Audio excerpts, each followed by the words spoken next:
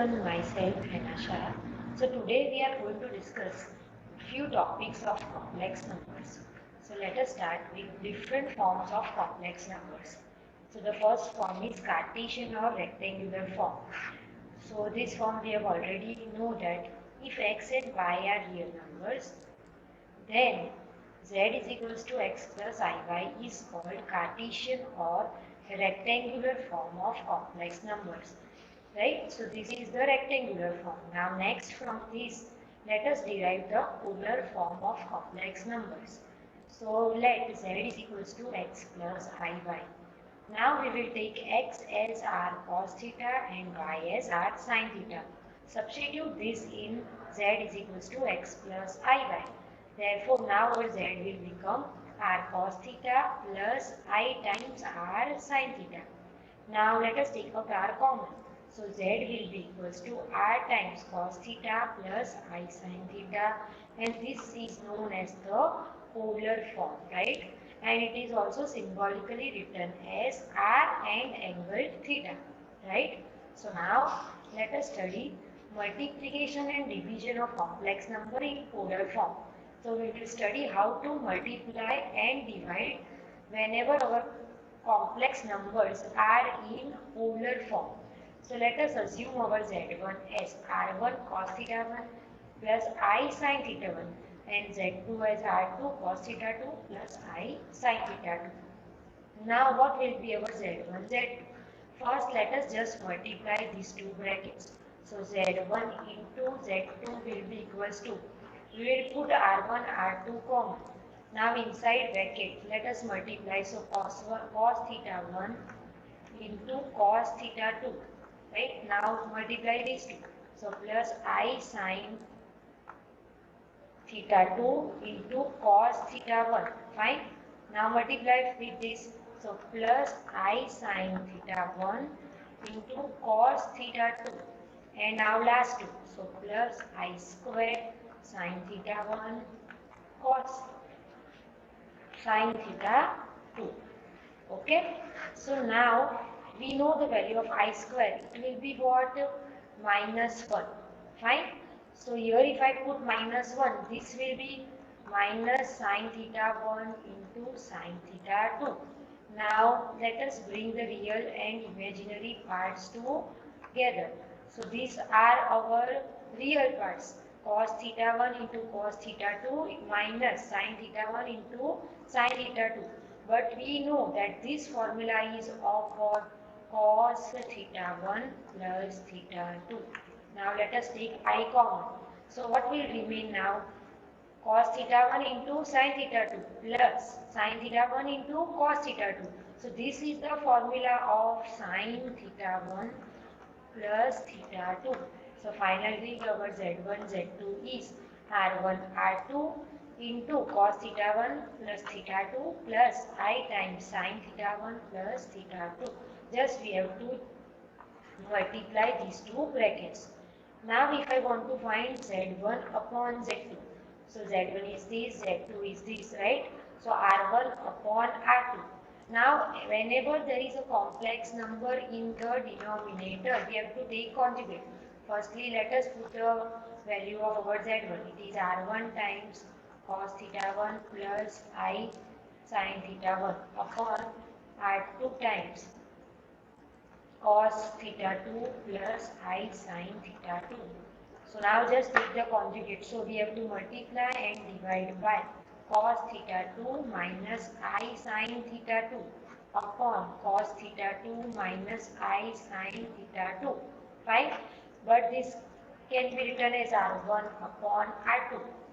Here you have to just open the brackets in the numerator.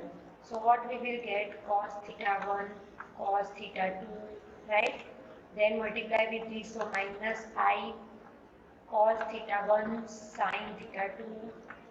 Now with this we will get plus I sin theta 1 cos theta 2, and lastly we will get plus. Now I square we know that it is minus 1, so I will directly write plus sin theta 1 sin theta 2 upon, here you have to apply the formula of a plus b, a minus b. So a square minus b square. We will get cos square theta 2 minus I square sine square theta 2. But we know that the value of I square is what? Minus 1. So in the denominator, what we will get? Cos square plus sine square. So this will go to 1. Now just separate the real and imaginary parts. So real parts are these. Cos theta 1 cos theta 2 plus sine theta 1 sine theta 2. So it is the formula of cos theta 1 minus theta 2. Now from here take out I common just. So the formula will become from these two terms sine theta 1 minus theta 2. So it is very simple to divide and multiply complex numbers in the polar form. So next let us study exponential form of complex numbers. So first let us assume z as x plus iy. Now replace x by r cos theta, y by r sin theta. So now our z will be what? R times cos theta plus I sin theta. Now this we know it is e raised to I theta and it is known as Euler's formula of complex numbers, right? So finally our z can be written as r into e raised to I theta, which is called the exponential form of complex numbers. Now e raised to I theta is what? Cos theta plus I sin theta and e raised to minus I theta. So conjugate of this, it will be cos theta minus I sin theta. Now from this we can find the value of cos and sin using these two equations. You can see if I add these two equations, these two will get cancelled out. So cos theta is equals to what? 1 upon 2 e raised to I theta plus e raised to minus I theta. You have to remember this formula. And sin theta will be equal to, if I subtract these two equations, what I will get my sin theta is 1 upon 2 I times e raised to I theta minus e raised to minus I theta. Very important formulas, okay, that you have to remember. Now, let us study modulus and argument of complex numbers. So we know z is equals to x plus iy can be written as z is equals to r cos theta plus I sin theta. This is our polar form of complex numbers. So where r is what? Square root of x square plus y square, right? And this is also known as mod z and it is called absolute or modulus value of z. So whenever you are asked to find modulus of z or absolute value of z, the formula is mod z is equals to r and that is equals to square root of x square plus y square. And the formula of theta is tan inverse y by x. How we have obtained these formulas? We know x is what? R cos theta, y is what? R sin theta, right? So if I find y by x, it will be what? Tan theta. So theta is what? Tan inverse y by x. Okay, and it is known as argument of z or amplitude or phase of z, right? So now the principal value of the argument of z is denoted by capital argument of z, right? And is defined as theta. Okay, and the value of theta lies between open interval minus pi to closed interval plus pi. Okay, so principal value of argument of z is denoted by capital argument of z. Please remember this. And the general value of argument of z is denoted by small argument of z and is defined as small argument of z is equal to theta plus or minus 2k pi, where our values of k lies from 0 to infinity. That is the values of k are 0, 1, 2, 3, etc. Okay, so principal value is denoted by capital argument of z and it is simply theta, and general value is denoted by small argument of z and the formula is theta plus or minus 2k pi. Okay, so now if z is equals to x plus iy and z bar is x minus iy, so this is the conjugate of z, right? Then we can say that they have same moduli, that is mod z and mod of z bar will be equals to same, that is square root of x square plus y square. and arguments are equal in magnitude but differ in direction. That is, argument of z is equals to minus argument of z bar. These two properties you have to remember. Now, for any complex number z is equals to x plus iy, mod of z is greater than equals to mod of real part of z, that is mod x, and that is greater than equals to x. You know, real part of z is what? X, and imaginary part of z is what? Y. So now mod z is greater than equal to mod of y, and that is greater than equal to y. And lastly, mod z square is equals to what? Z into z1. So all these properties you have to remember, right? Next, for two complex numbers z1 and z2, there are few properties and very important. So triangle inequality, that is mod z1 plus z2 will be less or equals to mod z1 plus mod z2. Second, mod z1 minus z2 is greater than equals to mod of mod z1 minus mod z2, and this whole is in total mod. Parallelogram equality. So mod z1 plus z2 square plus mod z1 minus z2 square is equals to 2 times mod z1 square plus mod z2 square. Next, mod z1 into z2 will be equals to mod of z1 into mod of z2. And lastly, for division, modulus of z1 upon z2 is equals to modulus of z1 upon z2. Okay, so next, there are few rules to determine theta. We know that the formula of theta is what? Tan inverse y by x. Now, if our value of x is positive, y is positive, that is, if x and y both lie in first quadrant, right, then the formula of theta is same, that is tan inverse mod y by x. Next, if x is negative, y is positive, that is our complex number lies in the second quadrant in the Argand's diagram, right? So if it is so, then our value of theta is pi minus tan inverse mod y by x. If x and y both are less than 0, so if the complex number lies in which quadrant? Third quadrant. So theta will be equals to minus pi plus tan inverse mod y by x. And lastly, if x is greater than 0 and y is less than 0, so our complex number lies in which quadrant? Fourth quadrant. So the value of theta can be obtained using the formula minus tan inverse mod y by x. So in short, what you have to remember, if it is in the first quadrant, theta will be equals to tan inverse mod y by x. Now if it is in the second quadrant, right, then theta will be equals to pi minus this, right? So I will assume this only as theta, so it will be equals to pi minus theta. In the third quadrant, we have to use the formula of minus pi plus theta. And in the fourth quadrant, the formula will be minus theta. Then our theta is what? Tan inverse mod y by x.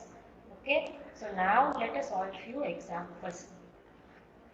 So we have to represent these complex number square root 3 minus I in the polar form. Okay. So now we know that our z is what? X plus I prime. Let us compare this with this. So the value of x is what? Square root 3, and the value of y is what? Minus 1. Okay. Now we have to assume our x as what? R cos theta and y as R sin theta.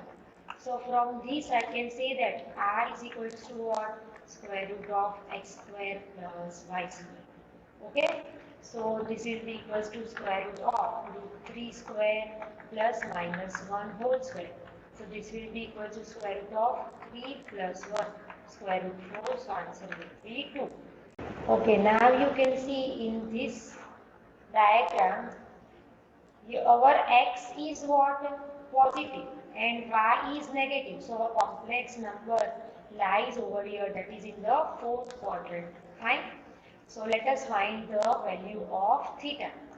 So theta will be equal to minus tan inverse mod y by x. So minus tan inverse mod minus 1 upon root 3. So minus tan inverse modulus of 1 upon root 3. So it will be minus by 6. Now let us write this in our polar form.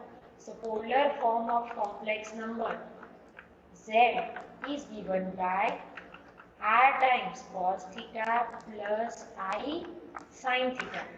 So now just put the value of r and theta. So it will be equals to r is 2, so 2 times cos of minus pi by 6 plus sin minus pi by 6. Now we know that cos is an even function, right? So cos of minus theta is what? Cos theta. So therefore finally our z will be 2 cos pi by 6. Now sin is an what? Odd function. So minus will come outside. So minus I sin pi by 6. This is our polar form of a complex number. So now let us move on to the next example. So find the polar form of the complex number z is equals to minus 2 upon 1 plus I root 3. We also have to find the general value and principal value of argument of z. So firstly let us find the value of x and y.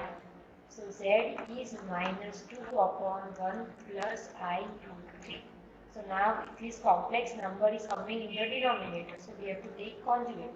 So 1 minus I root 3 upon 1 minus I root 3. Now just open the bracket in the numerator. So it will be minus 2 minus minus plus. So plus 2I root 3.